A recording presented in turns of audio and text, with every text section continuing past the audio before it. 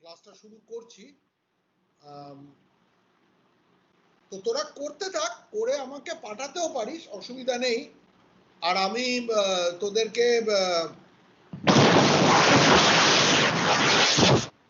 আর সেই গত দিনের কারো একটা মোবাইলে ভীষণ প্রবলেম আছে, গত দিনেও এই সমস্যা হয়েছে। গোটা ক্লাসটা এইভাবে ক্লাস করা যাবে না। তো কালকে 10-এর ক্লাস হয়েছে, কোনো অসুবিধা হয়নি। কালকে তো না, পরশু দিন হয়েছে। তো যেটা বলছিলাম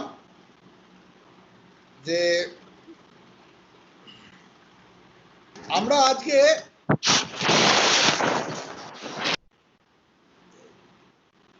আজকে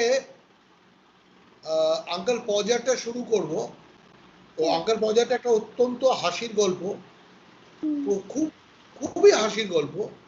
তো আমরা আঙ্কেল পজার শুরু করব। আঙ্কেল পজারের এই যে গল্পটা, এই গল্পটা আসলে একটা উপন্যাসের অংশ, এবং এই উপন্যাসটা লিখেছিল জেরম ক্লাপকা জেরম। এই জেরম ক্লাপকা জেরম হাসির গল্প লেখাতে খুব পারদর্শী ছিলেন উনি। হি ওয়াজ এ ভেরি গুড রাইটার। যেই সময় ধর ইংল্যান্ডের এমন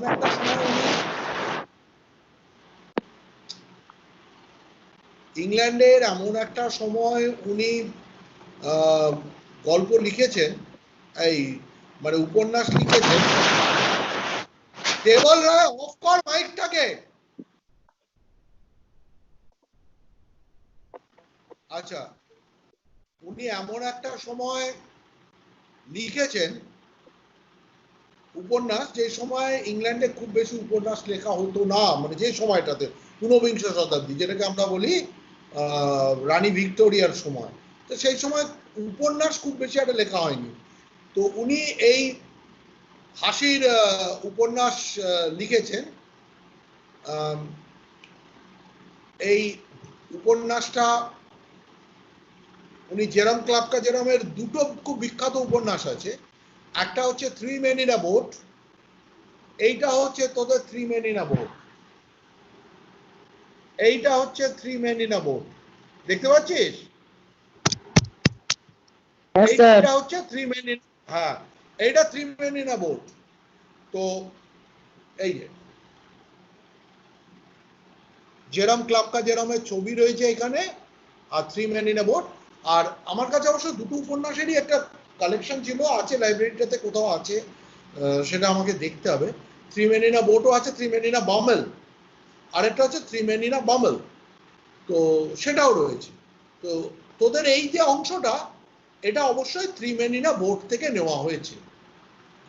তো আমি তোদেরকে থ্রি মেন ইন আ বোটের কি বলে, এই যে অংশটা, এটা একটা হাসির গল্প। লেখকের কোনো এক কাকা ছিলেন,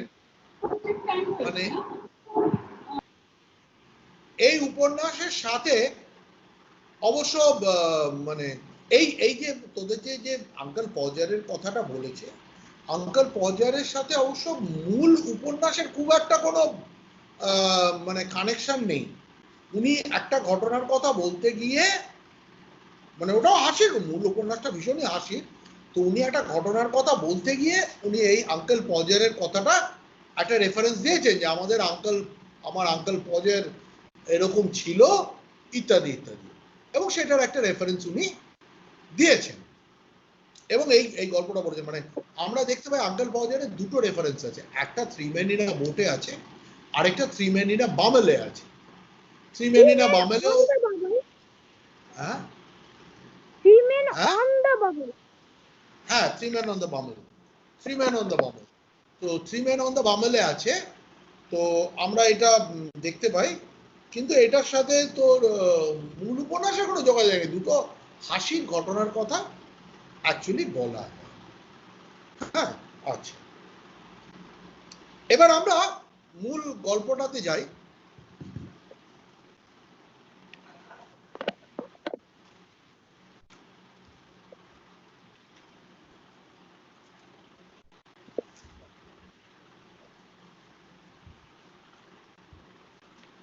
আচ্ছা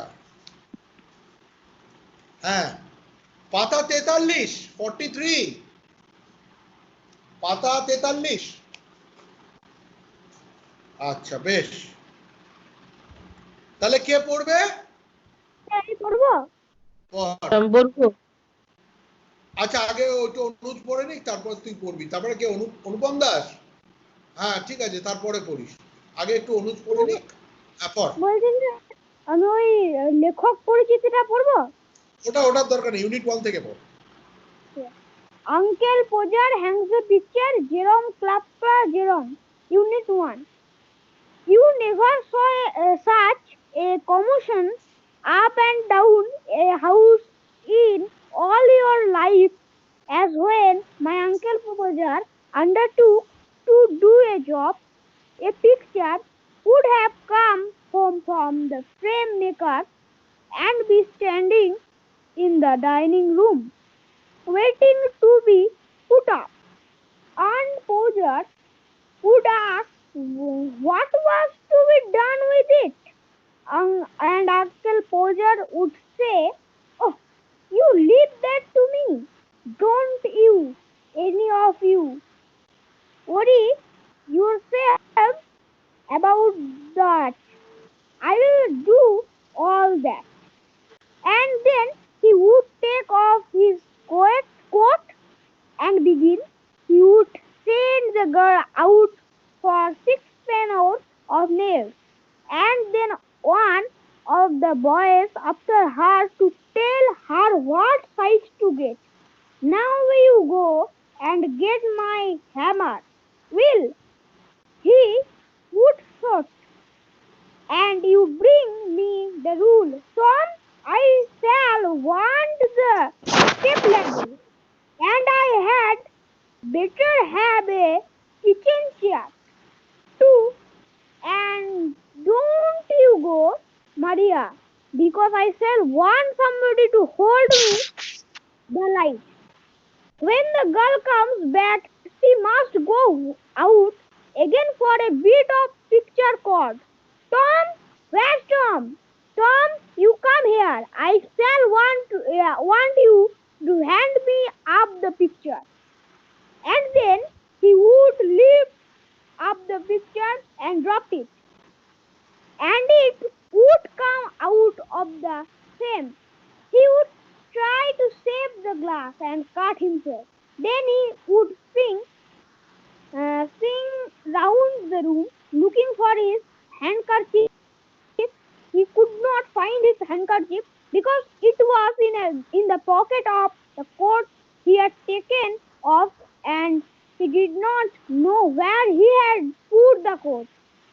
All the house had to leave off looking for his shoes and start looking for his coat, while he would dance around and hinder them. ব্যাস ছেড়ে দে বেশ তাহলে এবারে আমরা দেখতে পাচ্ছি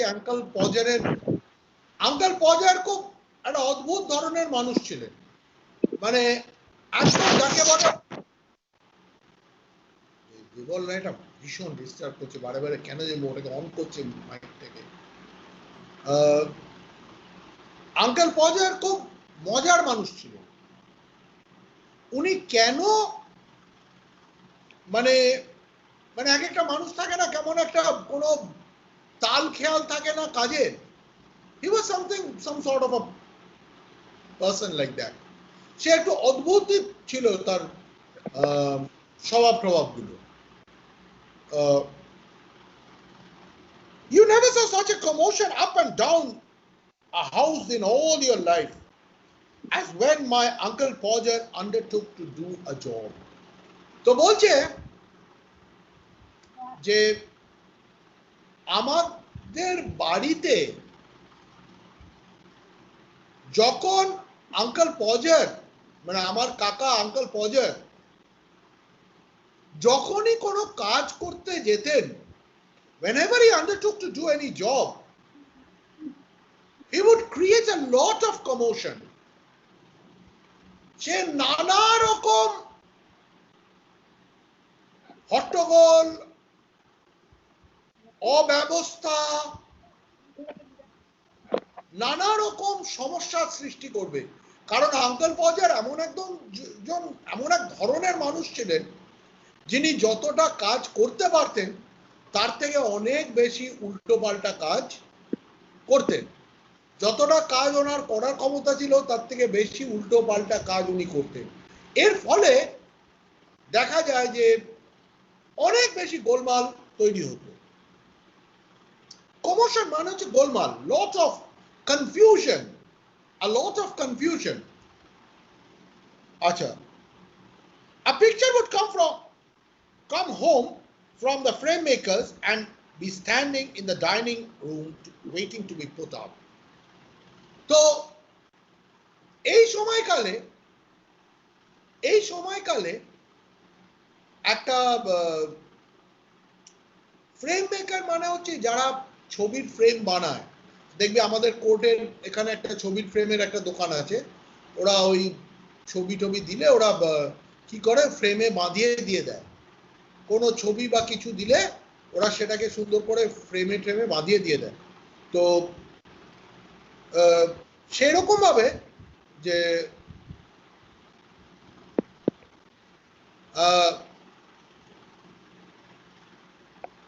ছবির ফ্রেমের দোকান থেকে একটা ছবি তৈরি হয়ে আসবে, মানে কোনো একটা ছবি করতে দিয়েছিল যেটা বাঁধিয়ে দাও আমাকে, এবং ওরা ফ্রেমে বাঁধিয়ে দিয়েছে।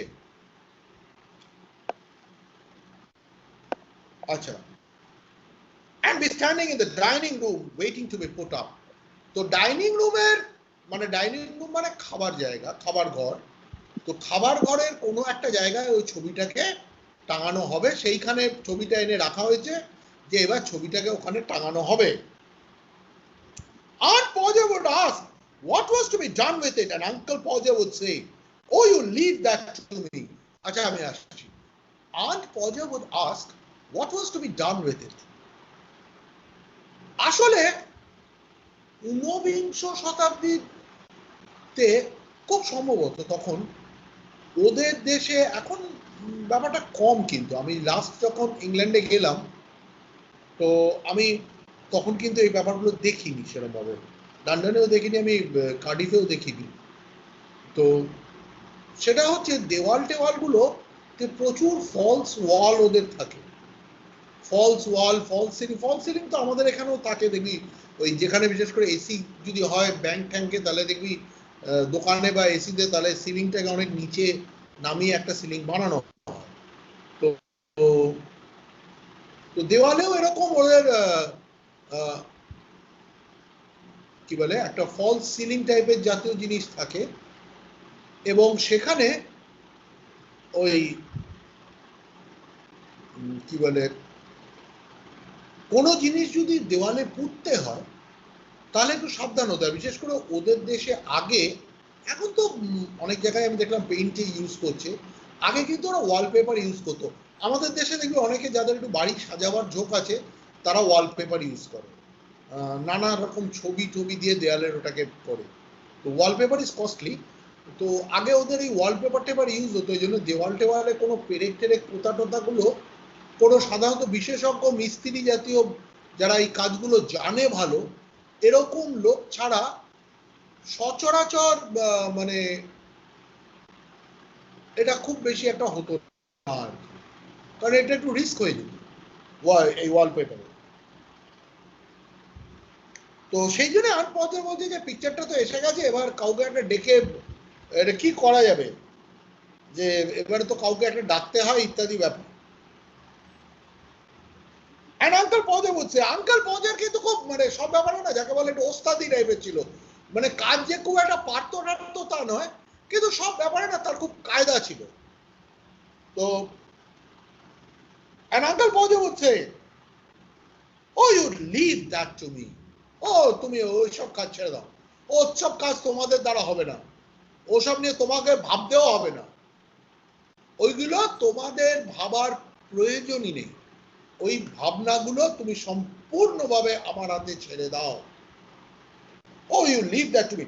Don't you any of you worry yourselves about that. তোমরা কেউ এইটা নিয়ে মাথা ঘামিও না কি করে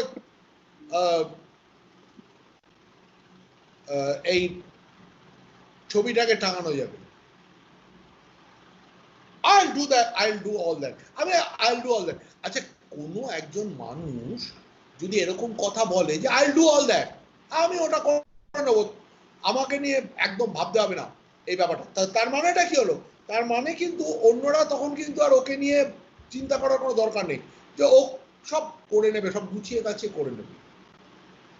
তো আঙ্কেল পজার এক অদ্ভুত ধরনের মানুষ ছিল, এক অদ্ভুত ধরনের মানুষ ছিলেন।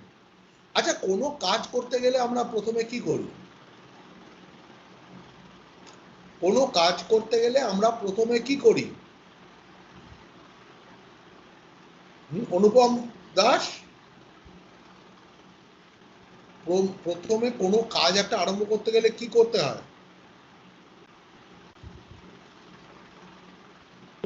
সব জিনিসটাকে তৈরি করতে হয়।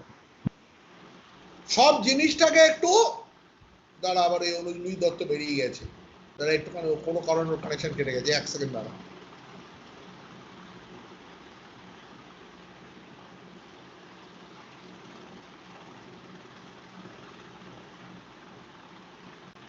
তো আমরা জানি যে যদি কোনো কাজ করতে হয়, কোনো মানে নতুন কাজ করতে হয়, আমরা কি করি? প্রথমে একটা কাজটার একটা প্ল্যান করে নিতে হয়। প্রথমে প্ল্যান করে নিতে হয় যে আমার কি কি লাগবে, কি কি আমার দরকার পড়তে পারে।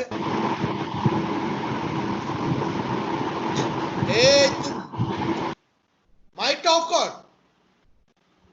তো প্রথমে একটা প্ল্যান করে নিতে হয় যে আমার কি কি লাগবে, কি কি জোগাড় করতে হবে। প্রথমে আমরা সেগুলোকে জোগাড় করে পরপর কি লাগবে মোটামুটি একটু সাজিয়ে নিতে হয় একটা টেবিলে, এবং কিভাবে করব সেটা প্রথমে একটা হিসেব করে নিতে হয়, কোন জায়গায় হবে, তার কি মাপঝোপ হবে, সেগুলোকে তারপরে শুরু করতে হয়, করে সঠিক মাপঝোপ করে কাজটাকে আরম্ভ করতে হয়। এটা হচ্ছে নিয়ম, একটা যে কোনো কাজকে এইভাবে গুছিয়ে করার নিয়ম।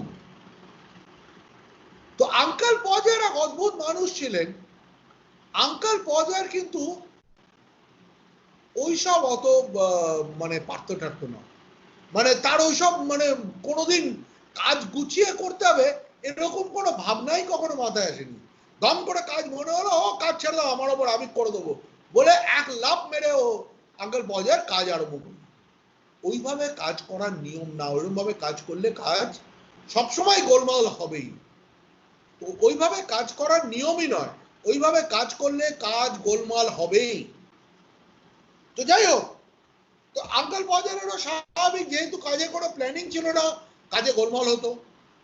এবং কি করছে, মানে ওইভাবে কাজ করে না। আমি যে কথাটা বললাম যে সমস্ত কি কি লাগবে থাকবে সেগুলো কিনে সাজিয়ে নিতে হয়, কি মাপঝোপ লাগবে সেগুলো দেখে নিতে হয়, করে ঠোরে তারপরে একটা কাজে হাত দিতে হয়, এটাই নিয়ম। কিন্তু আঙ্কেল পজার কি করছে, কোনো ভাবনা চিন্তা না করে ঝপ করে কোটটা খুলেই কাজ আরম্ভ করে দিল। তো and then he would take off his coat and begin. কোটটা খুলেই, ওদের ঠান্ডার দেশ, সবসময় একটা কোট পরা যায়। আমি বলছি, আমি যখন অগাস্টের শেষের দিকে লন্ডনে গেছি, মানে আমাদের এখানে যখন তীব্র মানে একটা গরম, একটা ভীষণ ভ্যাপসা অবস্থা, তো তখন আমি যখন লন্ডনে নেমেছি তখন রাত্রি 9টা হিথ্রো এয়ারপোর্টে যখন নামলাম, তো হিথ্রো এয়ারপোর্টের একটা টার্মিনাস থেকে টার্মিনাস 1 থেকে টার্মিনাস 2 তে ছিল আমার বাস স্ট্যান্ড। তো আমরা ওই টার্মিনাস 1 থেকে হেঁটে হেঁটে 2 তে চলে যাওয়া যায়, অনেকটা দূর, মানে তা কম নয়। ধর এখান থেকে টার্মিনাস 1 থেকে টার্মিনাস 2 হচ্ছে 9 করে হাটন রোডের কাছাকাছি হবে, আফটার গার্ডেন থেকে ধর হাটন রোডের কাছাকাছি হবে। কিন্তু হেঁটে চলে যাওয়া যায় কেন, ম্যাক্সিমাম ক্ষেত্রে ওদের ইয়ে রয়েছে, ওই কি বলে, ওই চলমান, এখনকার যারা দেখবি এয়ারপোর্টে যায়, দেখবি এখন প্রায় সব এয়ারপোর্টেই আছে, কলকাতাতেও আছে, কলকাতাতে ইন্টারন্যাশনালটাতে আছে, ন্যাশনালে বোধহয় নেই এখনো, আমি দেখিনি অন্তত। দিল্লিতে ন্যাশনালেও আছে, যে ওই চলমান রাস্তা আছে, ওই অনেকটা ওই সে মেট্রো রেলের যে চলমান সিঁড়ি থাকে না, এসকেলেটার, তো তেমনি মানে চলমান রাস্তা আছে। তো সেটাই চললে ওগুলো রাস্তাটাই নিয়ে চলে যায় অনেকটা। দুবাই এয়ারপোর্টে আছে প্রচুর, তো ওটা একটা এক্সপিরিয়েন্স। তো তো ওইটাই করে করে অনেকটা চলে যাওয়া যায়, হেঁটে চলার প্রশ্নটাও আসে না। তো যাই হোক, আমি যখন টার্মিনাল 2-তে যখন বেরোলাম বাস স্ট্যান্ডের থেকে, আমি ভাবতে পারিনি, আমার তো এয়ারপোর্টটা তো তার টোটালটা এয়ার কন্ডিশন বোঝা যায়নি। আমি একটা সারাদিন একটা হাফাতা এরকম গেঞ্জি পরেছিলাম, মানে গোটা ইন্ডিয়া থেকে পড়ে আছি। দুবাইতে প্রচন্ড গরম, কারণ যেহেতু ওটা মরুভূমি, কিন্তু গরমটা টের পাইনি, এয়ার কন্ডিশনের বাইরে তো আর বেরোয়নি। তো ওখান থেকে বেরিয়ে যখন মানে লন্ডনেও নামলাম, লন্ডনেও টের পেলাম না, কারণ হাফাতাই গেঞ্জি পরেছিলাম। তো তখন অগস্টের কত, বোধহয় আমার মনে হচ্ছে তখন 26শে অগস্ট, না 26 থেকে আমার কনফারেন্স ছিল, 24শে অগস্ট, হ্যাঁ 24শে অগস্ট 2018। তো যখন আমি টার্মিনাল 2 এর বাইরে এলাম, প্রচন্ড কনকনে ঠান্ডা, মানে আমি ভাবতে পারিনি অত ঠান্ডা হতে পারে অগস্টে। তীব্র ঠান্ডা হাওয়া দিচ্ছে, মানে সঙ্গে সঙ্গে সোয়েটার এই সুটকেস খুলে ফুল হাতা সোয়েটার বার করতে হলো, একদম প্রথম কাজ। মানে তীব্র ঠান্ডা, তো ওদের দেশে যেহেতু ঠান্ডার ব্যাপারটা থাকে, তো সেখানে কোট একটা সবসময় পরা যায় ওদের দেশে। তো he would take off his coat and begin. এবার কাজটা শুরু করার পরে আমরা কি করি, কাজ শুরু করতে গেলে প্রথম হচ্ছে জিনিসপত্র জোগাড় যন্ত্র করে নিই। আঙ্কেল বাজারের সামনে কাজ শুরু করে দিল, কাজ শুরু করে বলে, এই যা পেরে কানা হয়নি তো, তাহলে দেয়ালে ঠুকবো কি দিয়ে। And he would send the girl out for 6 penny worth of nails. মেয়েটাকে বললো, অনেকগুলো ছেলে মেয়ে ছিল, তাই বলে, এই যাও দোকান থেকে গিয়ে 6 penny worth of nails নিয়ে আয়। আমাদের যেমন পয়সা, আমাদের এখন তো পয়সা ব্যাপারটা খুব কমে গেছে, তোরা তো পয়সা প্র্যাকটিক্যালি দেখতেই পাবি না, কিন্তু আমরা আগে দেখেছি 1 পয়সা 2 পয়সা 10 পয়সা 20 পয়সা, তারপরে 4 আনা মানে যেটা 25 পয়সা, 50 পয়সা মানে যেটা 8 আনা। এখনো 50 পয়সাও প্র্যাকটিক্যালি চলে না, কেউই নেয় না। তো 4 আনা তো চলেই না, 25 পয়সা। তো এইগুলো রয়েছে ওদের। তেমনি হচ্ছে পেনি, ইংল্যান্ডে হচ্ছে পেনি। এই দেখ, আমার বেশ কিছু পয়সা, আমি মানে খুচরো পয়সা এবং টাকা আমি ইংল্যান্ড থেকে যখন এসেছিলাম আমার কাছে রয়ে গেছে, ওদের আমি দেখাচ্ছি। 1 পেনি নেই আমার কাছে। এইটা হচ্ছে 5 পেন্স, কেউ দেখতে পাচ্ছে 5 পেন্স? এই দেখ, ওদের সব ছবির ওপরে রানীর মুখ আঁকা থাকে, মানে যেমন আমাদের যেমন অশোক স্তম্ভ থাকে সব পয়সা বা টাকার ওপরে, তেমনি ওদের রানীর মুখ থাকে। এই যে এইটা, এই দিকে লেখা আছে 5 পেন্স। এইটা হচ্ছে ওদের 5 পেন্স। এইটা হচ্ছে ওদের, তোরা অনেকে নাম শুনেছিস, দেখিসনি। এইটা হচ্ছে ওদের 1 পাউন্ড। পাউন্ড শুনেছিস? হ্যাঁ এটা স্যার। ওদের, এইটা হচ্ছে ওদের 1 পাউন্ড। পাউন্ড? পাউন্ড আমাদের যেমন 1 টাকা বলি না, ওদের সেটা হচ্ছে 1 পাউন্ড। তবে ওদের 1 পাউন্ড অনেক কস্টলি, আমাদের মতো নয়। এই যে এইটা হচ্ছে 1 পাউন্ড, অনেকটা আমাদের এই এখনকার নতুন 10 টাকার মতো দেখতে। দেখ, রানীর মুখ বানানো আছে। তো এটা অনেকটা আমাদের 10 টাকার মতো, এই 10 টাকার কয়েনের মতো দেখতে, কিন্তু 1 পাউন্ডের কস্ট অনেক বেশি। 1 পাউন্ডের কস্ট হচ্ছে আমাদের দেশে তো 1 পাউন্ড মানে হচ্ছে 90 টাকার উপরে। 1 পাউন্ড হচ্ছে 90 টাকার উপরে। এইটা বোধ হয়, আচ্ছা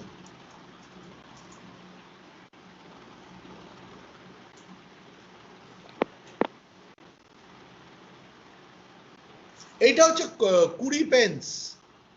5 পেন্স দেখালাম তখন, এটা 20 পেন্স। এগুলো হচ্ছে ইংল্যান্ডের কয়েন। আবার তেমনি ইউরোপে এখন ইউজ হয় হচ্ছে, ইউরোপে কি ইউজ হয় গোটা ইউরোপ জুড়ে কেউ জানে?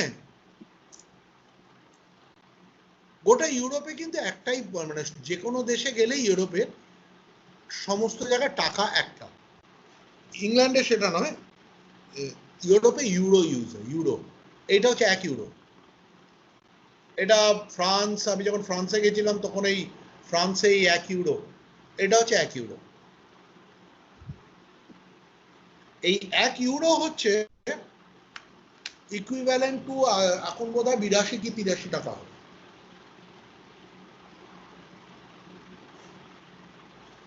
ইংল্যান্ডে যেমন পেন্স, ইউরো যেখানে ব্যবহার হয় ইউরোপে সেখানে হচ্ছে সেন্ট, এটা হচ্ছে 50 সেন্ট, 50 সেন্ট, মানে এই 40-41 টাকা মতো, এটা হচ্ছে 50 সেন্ট, এই 40-41 টাকা মতো।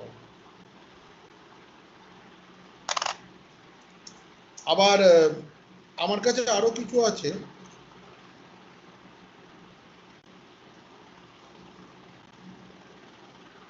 এটা 10 পেন্স।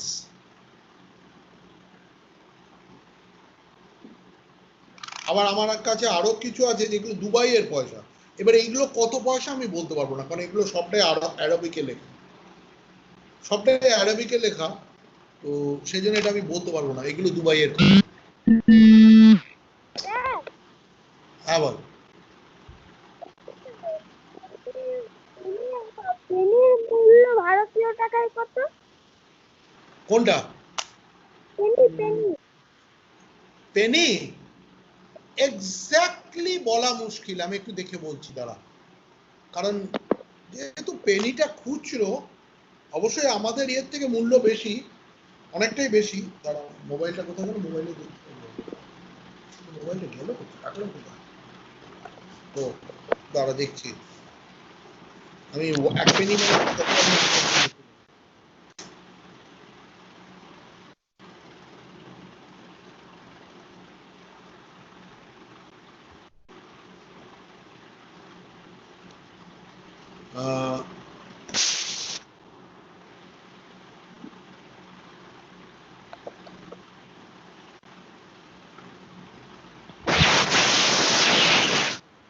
এই দেবলটা কি করছে থেকে থেকে খালি ছটপট ছটপট করে।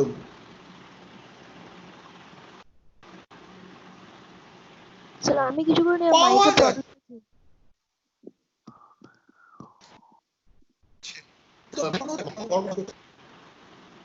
না, পেনিটার ওয়ার্থ দিচ্ছে না এখানে, পেনিটা দেয় না, পাও বড় বড় অ্যামাউন্ট গুলোই দেয়, এই মানে যেগুলো পাউন্ড থেকেই দেয়, পাউন্ড দেয়, ইউরো দেয়, রুবল দেয়।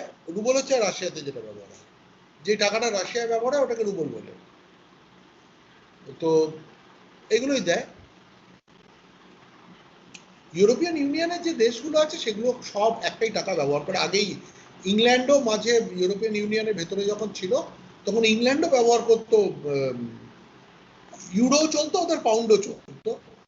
এখন যেহেতু ওরা ইউরোপিয়ান ইউনিয়ন থেকে বেরিয়ে এসছে, সেহেতু ওরা ব্রেক্সিটের ফলে সেহেতু ওরা আর এটা ব্যবহার করে না, ওরা শুধুমাত্র পাউন্ডই চলে। তো যাই হোক, তবে ওদের পাউন্ডের মানে পেনি ভ্যালুটা এখনো অনেকটা। আমি বলছি, আমি যখন মানে ওখানে গিয়ে বোধহয় একটা প্রচন্ড খিদে পেয়েছিল, কি একটা কিনতে গেলাম, আমার মনে হয় না কত পেন্স পড়লো যেন, 20 পেন্স না 30 পেন্স পড়লো। তো আমার খুব অদ্ভুত লাগছিল যে খুচরো পয়সায় পেমেন্ট করা যায় ওরকম ভাবে কোনো জিনিস, আসলে তা না, ওদের তো ভ্যালুটা বেশি অনেক। তো যাই হোক, তাহলে he would send the girl out for 6 penny worth of nails। একটি মেয়েকে পাঠালো, বলে যা গিয়ে 6 পেনির পেরেক নিয়ে আয়। and then one of the boys after অবস্থাটা চিন্তা কর, প্রথমে একটি ছেলেকে পাঠালো, যাও গিয়ে পয়সাটা নিয়ে আয়, আর তার পেছনে পেছনে একটা ছেলে বলে এই যা যা যা যা যা শিগগিরই চলে গেল, যা সাইজটা কোন পেরেকের কি সাইজ আনতে হবে সেটাই তো বলে দেওয়া হলো না, এই যা যা যা তুই ওকে গিয়ে বল। চিন্তা করে একটা মানুষ কাজ করছে কেন অদ্ভুত ভাবে, যা যা যা করে ওকে পাঠালো, যা যা যা তো সাইজটা জেনে আয়। আচ্ছা, now you go and get me the hammer, Will, he would shout। Will মানে উইলিয়াম, যদিও ওরা উইলের শর্ট ফর্ম হয় ওদের ইংল্যান্ডে বা আমেরিকাতে হয় বিল, যেমন বিল ক্লিন্টন, হচ্ছে অ্যাকচুয়ালি উইলিয়াম ক্লিন্টন। তো যাই হোক, এখানে উইল বলছে, ও বলছে যে will you go and bring the hammer.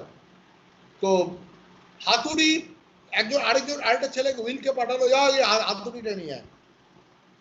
And you bring me the rule, Tom. Tom মানে ভালো নাম হবে টমাস, ভালো নাম টমাস, তো ডাকনাম টম। ইংল্যান্ডে আবার যার নাম থাকে সেইটাই ডাকনামে হয়। তো বলো, Tom, you go and do one thing, তুমি একটা রুলার নিয়ে এসো, স্কেল নিয়ে এসো, কারণ দেয়ালে মাপতে হবে, দেয়ালে দাগ দিতে হবে কোথায় আমি বিয়ে করবো, সমস্ত জিনিস অন্যরা জোগাড় করে দেবে। এবং বলছে I shall want the step ladder and I had better have a kitchen chair. তো বলছে যে আমার স্টেপ ল্যাডারটা মানে একটা মই মতো, অনেকটা আমাদের দেশে দেখবি যেগুলো এরা ব্যবহার করে না, ঘড়ঞ্চি বলে, দেখবে এই তোদের এই বইটা এখানটা একটা ছবি আছে, বইটাতে একটা ছবি আছে দেখ, ঘড়ঞ্চি টাইপের। তো ওইটাকেই ও স্টেপ ল্যাডার বলছে, মানে যেটা দিয়ে অল্প খানিকটা উঠে উঁচুতে ওঠা যায়। তো যেটাই বলছে যে I shall want the step ladder sir এইটা and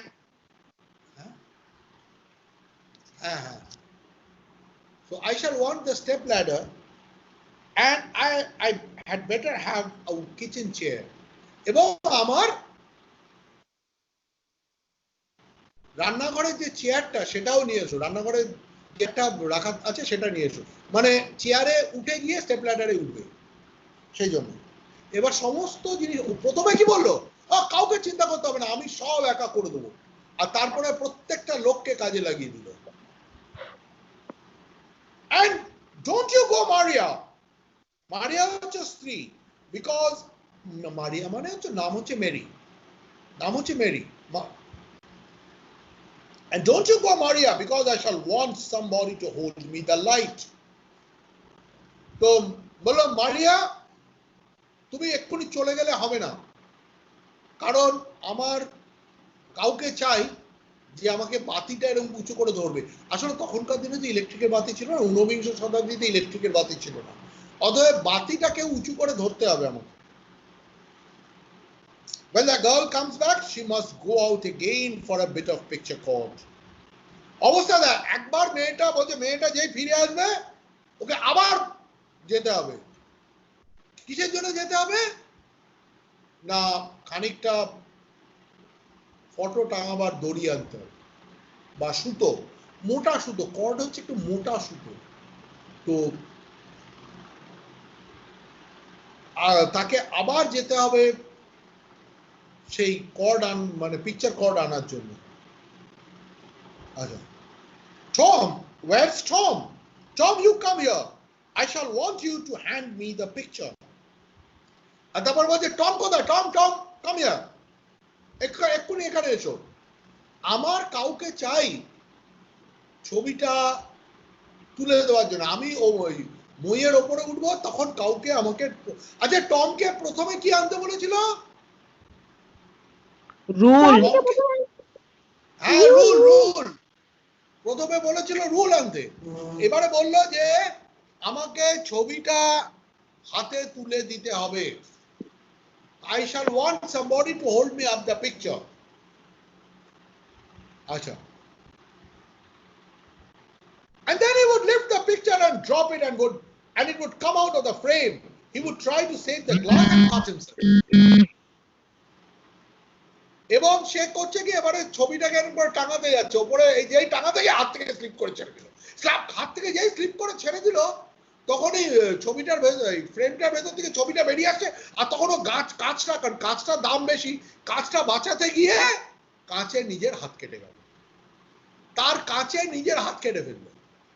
এই হচ্ছে আঙ্কেল পজারের অবস্থা। And cut himself. Then he would spring round the room looking for his handkerchief. এবারও সে হাত কেটে ফেলে এরকম করে আঙুল চিপে ধরে সারা ঘরময় দৌড়ে বেড়াচ্ছে, বাবারে মারে হাত কেটে গেছে রে, আমার রুমালটা কোথায়, এরকম করে সে আঙুল চিপে ধরে দৌড়চ্ছে। ব্যথার চোটে। আচ্ছা, he could not find his handkerchief because it was in the pocket of the coat he had taken off, and he did not know where he had put the coat. কিন্তু সে কিছুতেই সেই রুমাল খুঁজে পেল না। কারণ রুমালটা সে তার এইটা মনে আছে যে রুমালটা সে তার কোটের পকেটে রেখেছিল, কিন্তু কোটটা কোথায় রেখেছে তার মনে পড়ছে। রুমালটা সে কোটের পকেটে রেখেছিল, কিন্তু কোটটা সে কোথায় রেখেছে এটা তার কিছুতেই মনে পড়ছে না। All the house had to leave off looking for his tools and start looking for his coat. আচ্ছা, এইবারে সে কি হয়েছিল, সে একে বললো ওইটা আনো, কাউকে বললো সুতো আনো, কাউকে বললো পেরেক আনো, কাউকে বললো রুলার নিয়ে এসো, কাউকে ইত্যাদি ইত্যাদি, কাউকে বললো আলোটা ধরো। এবার সবাইকে সব কাজ ফেলে দিয়ে সারা বাড়ি ময় তার কোট খুঁজে বেড়াতে হলো। সে কোথায় নিজে কোট রেখেছে সেটা অন্য লোককে সারা বাড়ি ময় খুঁজে বেড়াতে হচ্ছে। আচ্ছা, while he would dance round and hinder them, আর সে এরকম আঙুল চিপে ধরে সারা ঘর ময় একবার এদিক যাচ্ছে একবার ওদিক যাচ্ছে, নিজে তো খুঁজছেও না, নিজে তো কোনো কাজ করছেও না, আর যারা করছে তাদেরকে তাদের পথে খালি সামনে গিয়ে পথে বাধা হয়ে দাঁড়াচ্ছে। এই হচ্ছে আমাদের আঙ্কেল পজল। আচ্ছা, আজকে না এই পর্যন্ত থাক, আমরা দেখি আমরা আবার বুধবার দিন করাতে পারি। বৃহস্পতিবার অনুজের অসুবিধা থাকে, তো বুধবার দিন আমরা করাতে পারি, ঠিক আছে? ঠিক আছে, 6:30 মোটামুটি এটা ঠিক রইলো। আমি আবার কিন্তু আমি জানিয়ে দেবো, ওই হয় মঙ্গলবার বা বুধবার সকালে আমি জানিয়ে দেবো, যদি কোনো চেঞ্জ হয় তাহলেও জানিয়ে দেবো, ঠিক আছে? তোরা ভালো থাকবি, সাবধানে থাকবি। হ্যাঁ, ভালো থাকিস, সাবধানে থাকিস। রাখছি।